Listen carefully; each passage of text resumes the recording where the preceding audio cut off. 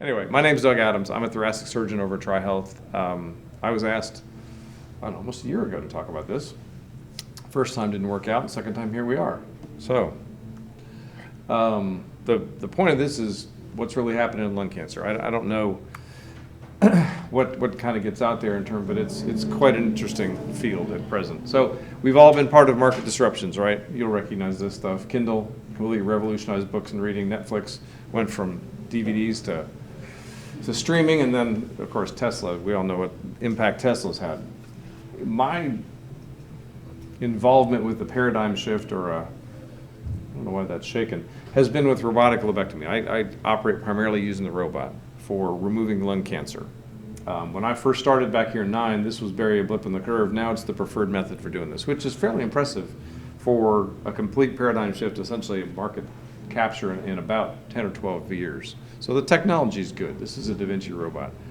And what's more important is that has also driven other competitors, other surgeons, other whatever you want to call them, to pursue or perfect their own minimally invasive techniques. So now you're looking at almost 80% of lung cancer resections, removals, as being done minimally invasively, which is good for the patient. It's not invasive. Right, it's minimally invasive, absolutely. So, rising tide raises all boats kind of thing. But as great as that is at the individual level, it will not do a thing to ultimately impact lung cancer survival. Just won't. It will not ultimately impact on the global scale. Because what really has to happen is the paradigm of care has to change. So historically, we've all seen the ads at the gas station, right? Lady with a hole in her neck, looking, that's kind of the old model, heavily stigmatized. Diagnosis was primarily by accident. The systems weren't well integrated. You had specialists as the focus. People weren't talking real well. And what that led to was late presentation, stage 3 or 4, and 85% of people dead within 5 years. That's a bad paradigm. What is moving forward is the stigmas, as I'm sure people are seeing, are getting erased. Risk-driven detection, just like mammography, just like colonoscopy. Identifying a screening study which finds people early. A lot more focus on primary care and integration communication. There's a fair amount of tech involved in this, robots, for instance, at the diagnostic and therapeutic, or low-dose CAT scans. But within the context of people that are identified and treated this way, you've completely flipped the survival curve. You now have 75 or 80% early stage identification and cure. So it works, and this is what's really going on. The system, looks like this. It's the patient's in the center, which seems like intuitive, like it should have been how it was, but it really wasn't. And there are a lot of ways that people enter this system, from smoking cessation all the way to survivorship. So you have to, as you consider the program that you're either interacting with or building, you have to have portals for people to get in, depending on where in the system or where in the disease process they present. On the detection side, ideally, a primary care provider recognizes a person, gets a low-dose CAT scan, and we'll talk about that in just a minute, or refer to a lung nodule clinic or lung screening program, and then they move from there. That's the ideal pathway, and some folks follow that. But the driving principles of this are it's patient-centric instead of physician-centric. It's focused on the patient's needs, their education, their integration, and the primary care physician. There are multiple entry portals, like I said, and this is the key here. Low-dose CAT scanning is the tip of the spear. This is what drives the whole system. So what I want to talk about tonight were 4 or 5 things that I have seen in the process of the last 10 years, and certainly the last 4 or 5, that have led to a significant progress in the field of lung cancer therapy. These are the changes, and I promise I'll be brief on every point.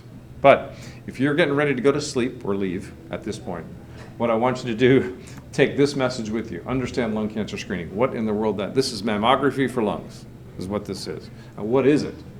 Well, in 2011, they published a study which had about 50,000 patients in it. They compared a chest x-ray versus an annual CAT scan. And what was identified at that group was a risk group, age 50 to 80, who smoked more than 20 years, or 20 pack years, and if they quit less than 15 years ago, that if they got a scan every year, their mortality was decreased by 20%, and in women up to almost 40%.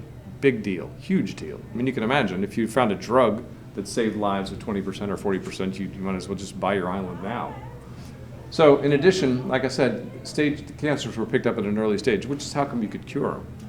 This is revolutionary. It took about until about 2015 for all the medical groups and all the payers to get on board, but they're on board now. Everybody says this is the way to go. But unfortunately, we still are stuck at about 12 to 15% of people who qualify getting scanned. Lots of barriers, lots of excuses, but that's the facts. And it's like you can imagine what the hue and cry would be if 15% of women got mammography. It'd be crazy. But so just to kind of put some perspective on this, in the United States, every day, 422 people die from lung cancer. It's a fact. You take the number of deaths per year divided by the number of days in the year. That's the occupancy of a Boeing 747.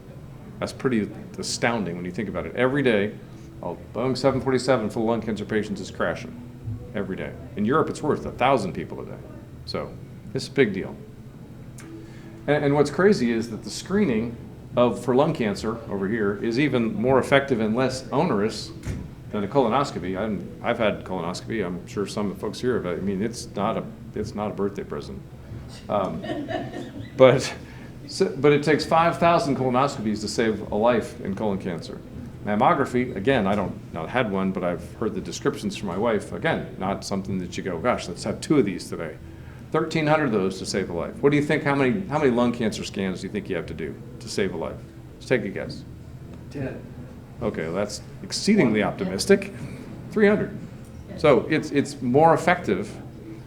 In fact, in our institution, every 51 scans we find a lung cancer. That's pretty crazy. So that's the single most important message I want you guys to take from this, is that lung cancer screening, whether it's your family member, and the criteria is simple, age 50 to 80, if you smoked more than 20 pack years, which is packs per day times years smoked. So if you smoke 3 packs a day, you only have to smoke for 7 years to get 20 pack years. If you smoke half a pack per day, it's 40 years. So it's just a math problem. And then if you quit less than 15 years ago. What if you quit 26 years ago? You're outside the risk window, and that's great. Congratulations. You don't qualify for screening, doesn't mean you shouldn't be cognizant of it, but yes. So beyond 80 is just not worth it. You have age group, what, 50 to 80 or whatever? 50 to 80, yeah. So beyond Well, 80. beyond 80, the U.S. Public Health Task Force doesn't recommend it as but have I screened 80-year-old patients and operated on them? Yep. So that's an individual decision outside of those parameters. That's what that's what the payers will pay for. That's as simple as that. That's what's recommended. Does that make sense? Yeah. So, well, it's a Medicare thing too, right? Yeah, absolutely. Generally, the other payers follow Medicare, generally speaking. So that's lung cancer screening. The second is shortening patient timelines. Now, obviously, what I mean by this is the time from detection of something crazy on a low-dose CAT scan or some other form and the initiation of some therapy. So obviously, the benefits of that are mental health. I mean, you can imagine once you have a diagnosis of something, or an identification of something, you'd like to know what it is, its ramifications. So that's the mental health benefit. And there's also evidence that there's a survival benefit. And the key to this on the healthcare side, the owner, is aggressive diagnostics. And the navigators, that's the personnel involved. So let me give you an example of what we're trying to do to compress the patient timeline. So this is a gentleman who had 18, 19, 20. Had 4 low-dose CAT scans. This thing, which is not supposed to be there, was new in 2022. Now, have you guys read CAT scans before or seen them? This is a person sliced like a loaf of bread looking up from their feet. So this is the right side, this is the left side. This is about midway through the chest, and this thing is in one of the lobes of the lung. This is a tumor, or a spot, or a mass, whatever you want to call it. Those are all interchangeable words. So this was brand new from 2021. So what happened here was this gentleman had that scan in March. He was seen in our multidisciplinary clinic, which is a group of physicians that come together and give their opinion on the finding. He underwent a PET scan. A PET scan does not detect cancer, but it is suggestive of because of the way it's read, or the way it appears. And then 15 days later, he was taken to the operating room where he wanted a robotic ion diagnosis, and we'll talk about that in a second. He had a right upper lobectomy. The top part of his right lung was taken out, and he went home that same day. So he had from 15 days from detection to therapy. That's compressing the timeline. And this is the ideal. Now, does everybody get that? Nope. Would we like for that to happen? Absolutely. But you can see what the goal is here. And we've replicated this same story probably about 15% of the time in the patients that we deal with.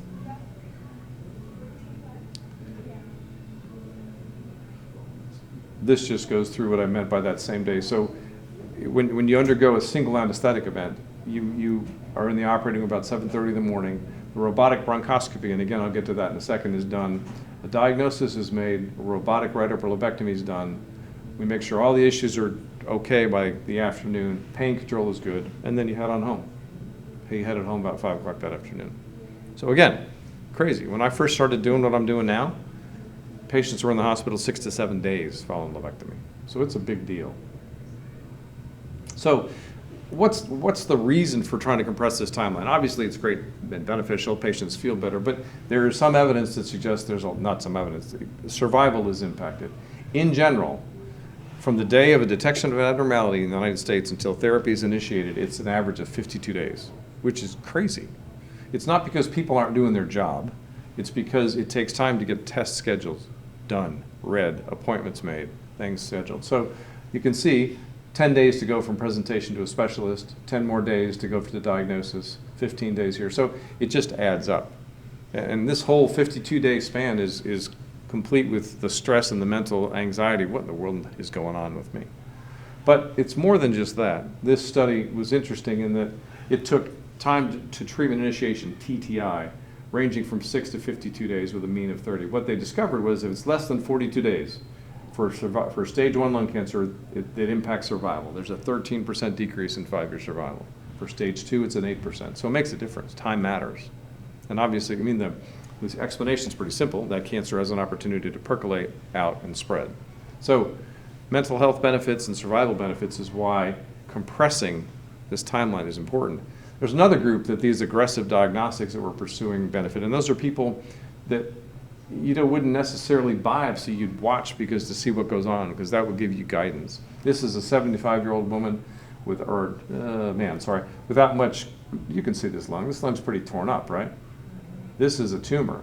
So the question was, what do you do with this? Nobody wanted to stick a needle in it. You couldn't get to it from inside. Nobody's going to operate on these lungs. So using robotic bronchoscopy technique, which is more accurate and able to get there, a diagnosis was made, and that guy was able to start therapy probably 6 months earlier than he would have. Same thing here. This is tiny, right? Okay, so this is not something, you're not going to be able to hit it from outside. Conventional, regular bronchoscopes are not going to, and you're not going to take out the left upper lobe just to get at that little thing.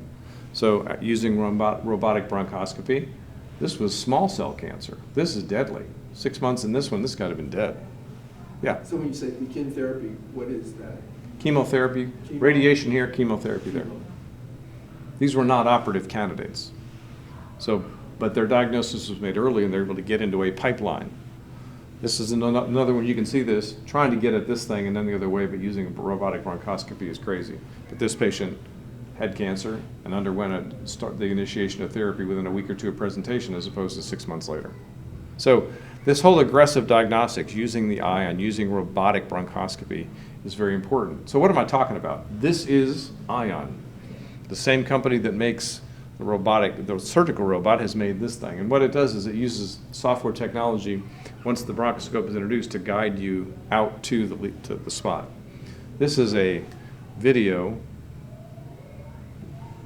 of a procedure. And what you're going to see here is this is a computer-generated roadmap. This is a virtual path, and this is the real thing.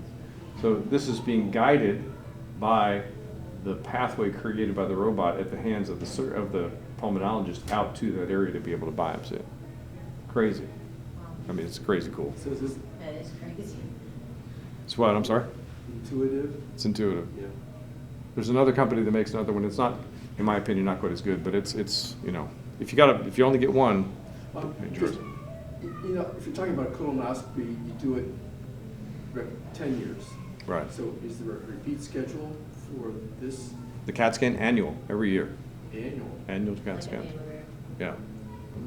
So this is the program that's at TriHealth, 152 patients. You can see the average size. This is the location of the tumors that have been detected. 80% diagnosis. We've done 5 of those patients with single anesthetic. So it's been a very successful program, and there are a lot of patients out there who have benefited in terms of the mental health and the survival, and most importantly, taking that group of people that you want to watch or that historically have had to watch and reduce it to you can actually do something about that. Is that clear? Does that make sense? Mm-hmm. So the third aspect of this care that we talked about is being programmatic. Now, most docs, myself included, this isn't how we function. This isn't the culture we were raised in. Most of us are highly competitive, motivated, and are accustomed to functioning alone. So being part of a program that's relational, has meetings, and has slower decisions and timelines is a bit foreign territory. But that being the case, it's still a program is necessary to bring all these pieces together, otherwise it just doesn't work. You can't practice this alone. So this is the program at TriHealth. It began with this group of physicians, lung doctors, lung surgeon, cancer docs, radiation, and the clinics that we ran, including primary care and administration. But what was added just before I came here was an early detection team, that low-dose CAT scan team, that also importantly picks up the stuff that gets accidentally found when Mr. Smith has a car accident and gets a CAT scan for chest pain, and lo and behold, there's something in there nobody knew about. Or somebody has kidney stones, and lo and behold, there's something in the lungs. This generates as much in the way of findings as does intentional scanning. So we have an entire system there are 7 people. This is their job. They make sure that folks are getting educated, communities are being recruited, primary care physicians are being involved. And then, let me back up for a second. In spite of how well this was structured, we found out, I don't know what's going on upstairs, but it's moving the screen. We still had a time from detection to initiation of over 45 days. So we thought, how can we fix this? So we created another arm, which we gave the patient experience team, that's what we call it. We brought in an individual experience, and her job and the couple of people that work with her are specifically to make sure that once a patient hits the system, their appointments are facilitated, their test diagnostic studies are facilitated, the information flows down the pathway very smoothly. We've had 104 patients through the system since then. We're just starting to look at the data. But I have yet to have someone come to my office and say, gosh, that's a terrible idea. They love Megan. That's who does our stuff. Like the concierge service? That's exactly what it is. That was the idea, the concierge. The technical term is navigator, but she's effectively a concierge. And the whole thing is based on data and marketing because it allows you to evaluate the impact of this stuff. If you're not gathering the data, you don't know what to fix. So we've talked about low-dose CAT scanning, we've talked about aggressive diagnostics, we've talked about being programmatic. This is what's relevant to me,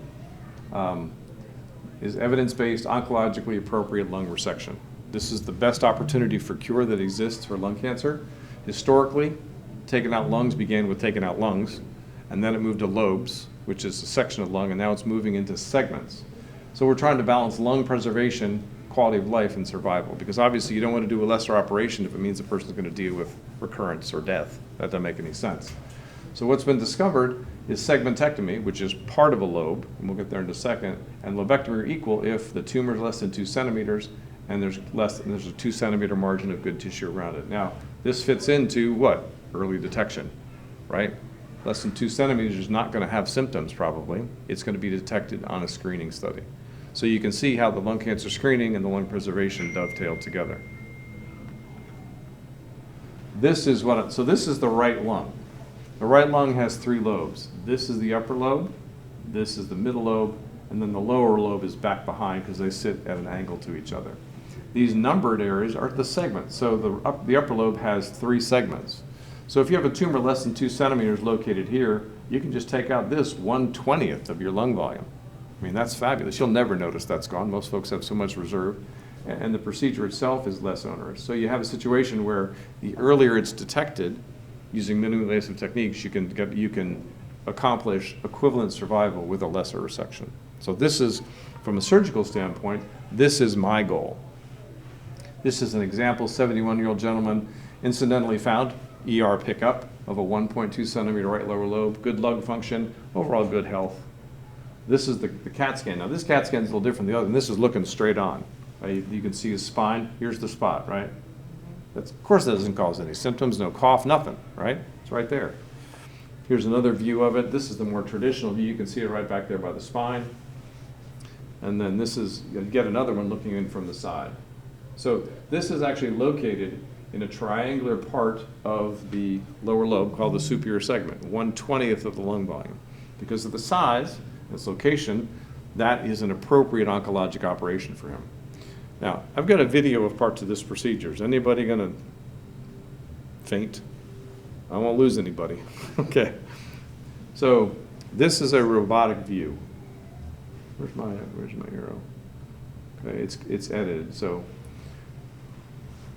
we're looking up from the bottom. This is that upper lobe, middle lobe, and lower lobe. So this tumor's right here.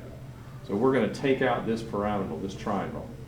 The first thing you have to do is get the blood supply from the lobe, which we're doing right here. You can see see that vein right there? That's a vein that's draining just that section where that tumor is.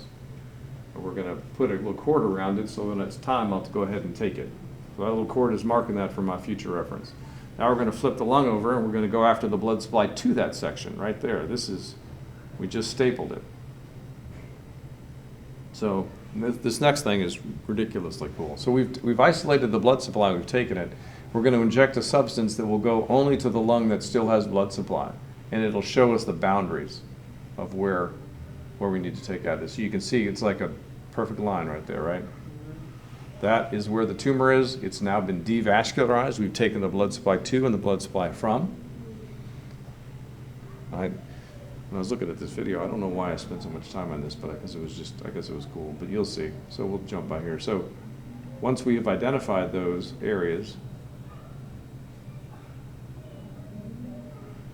on both sides of the lung,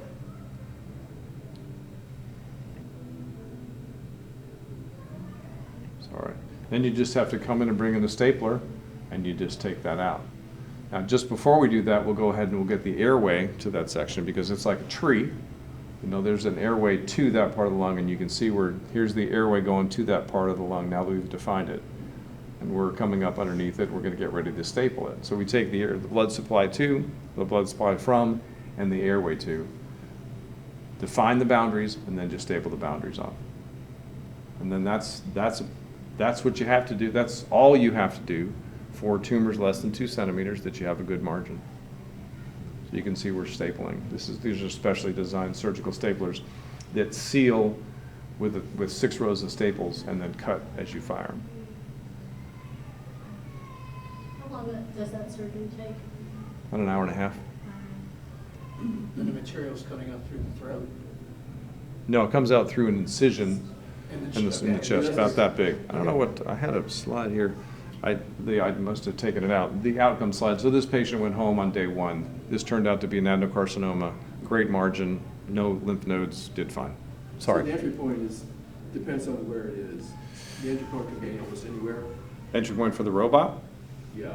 It actually we turn the patient up on your side, and you come in the same position. You come in between ribs 7 and 8 with 3 or 4 little ports.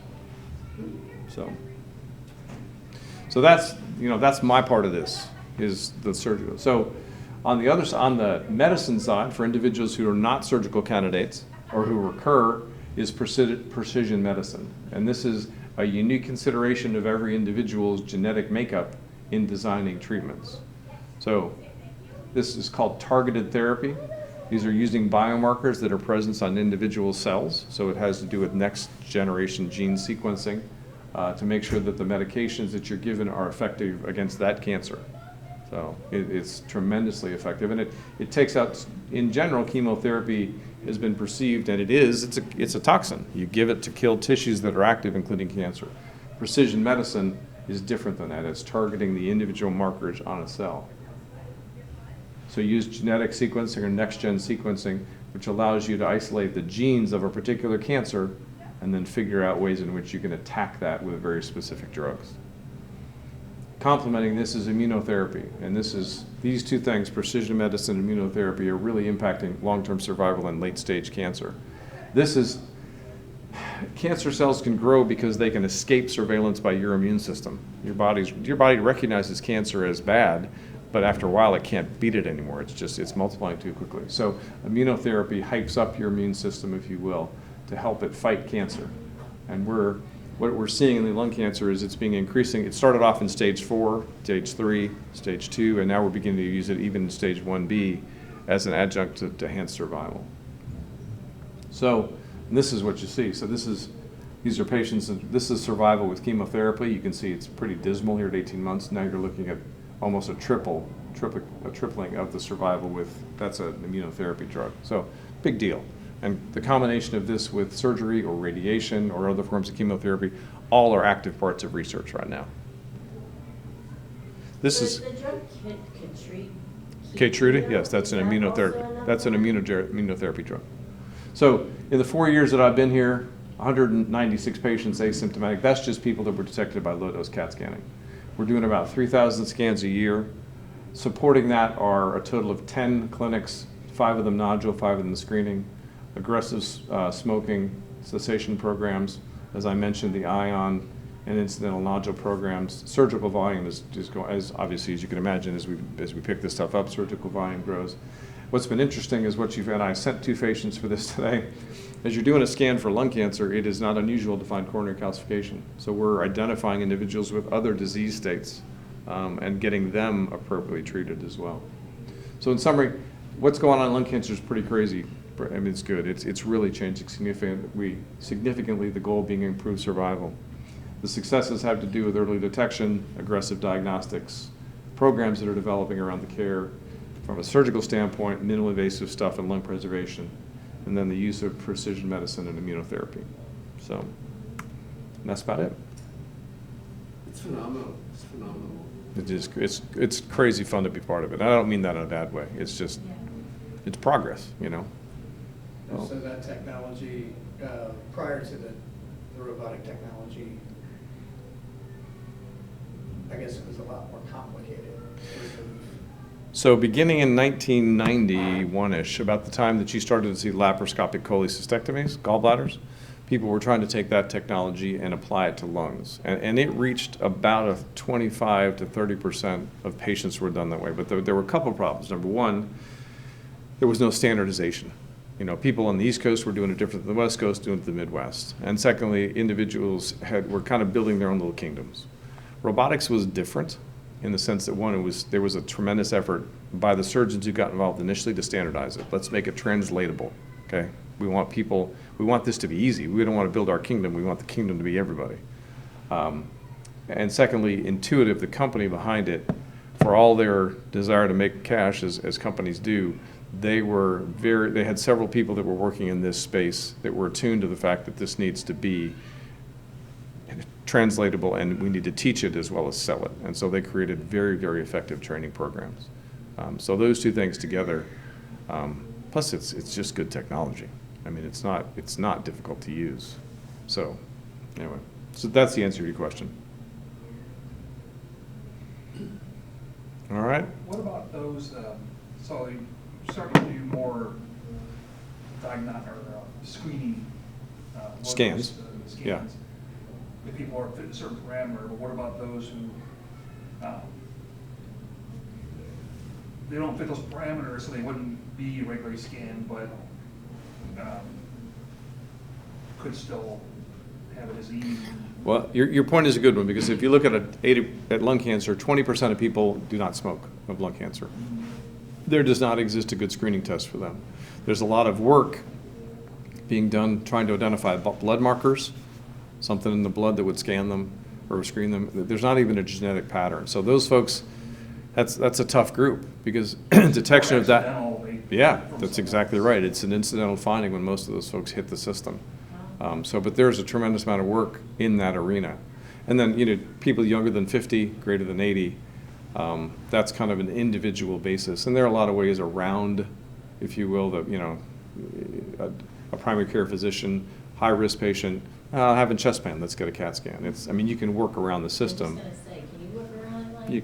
You can work around it. So.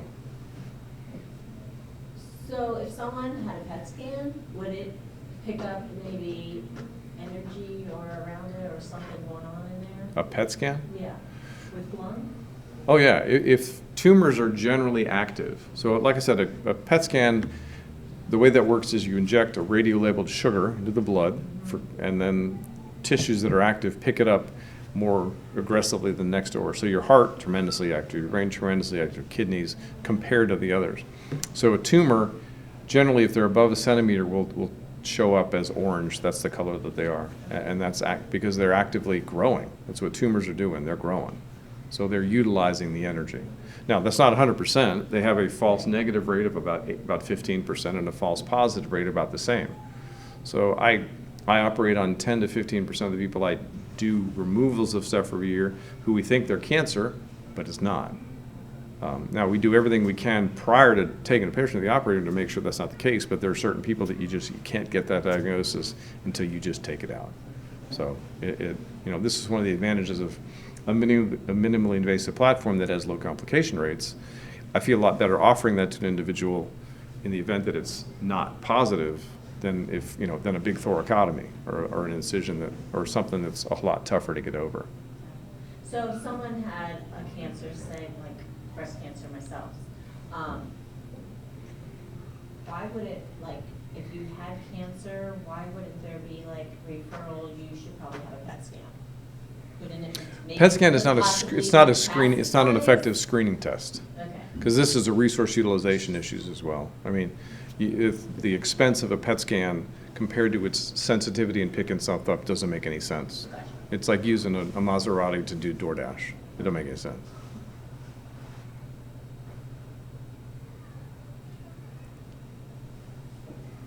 Are they coming up with, or things in the work to help detect, to see if a nodule or something that's cancerous before it's a certain size?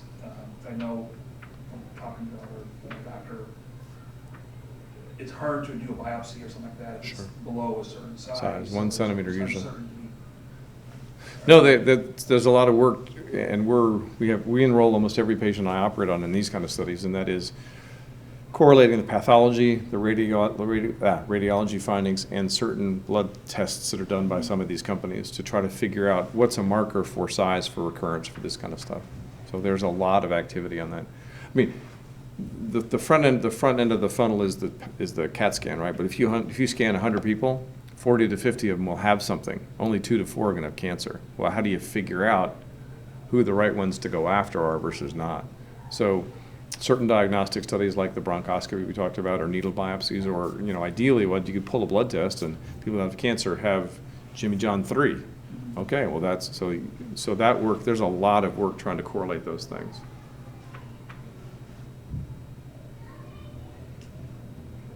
It's come a long way, there's still room to grow. Long way in a very short period of time. In a very short, Yeah. yeah, very So. short period of time. All right, well, thank you guys. I appreciate it.